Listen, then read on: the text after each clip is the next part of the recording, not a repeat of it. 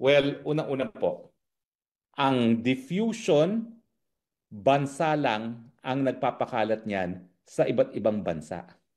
Ibig sabihin, nanggaling sa Pilipinas yung diffusion order. At yung diffusion order ay nakikiusap ang Pilipinas na arestuhin or at least i-facilitate yung pag-aresto para ma-extradite ang isang tao. Siguro kaya sila kumuha ng diffusion order, ang intensyon nila sa Hong Kong huhulihin. Pero kung ikaw ay merong diffusion notice, bakit mo na mapadadala sa sarili mo yan?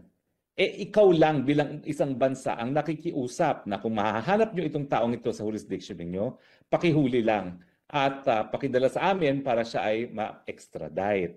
So malinaw po, hindi nanggaling mismo sa Interpol ang diffusion notice. Yan po ay nanggaling mismo sa gobyerno ng Pilipinas. Parang ulol naman tayo na sasabihin natin sa ating sarili, sa bansang Pilipinas, sige nga, tulungan mo akong arestuhin. Ang ibig sabihin po niyan, Pilipinas lang talaga ang nagdesisyon na arestuhin ang presidente. Wala pong kinalaman ang Interpol, wala pong kinalaman ang International Criminal Court. Unang-una po, ang diffusion, bansa lang ang nagpapakalat niyan sa iba't ibang bansa.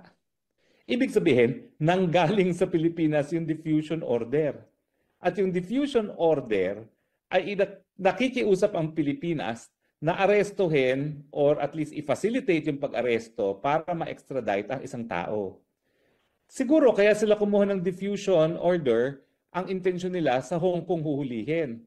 Pero kung ikaw ay merong diffusion notice, bakit mo na mapadadala sa sarili mo yan?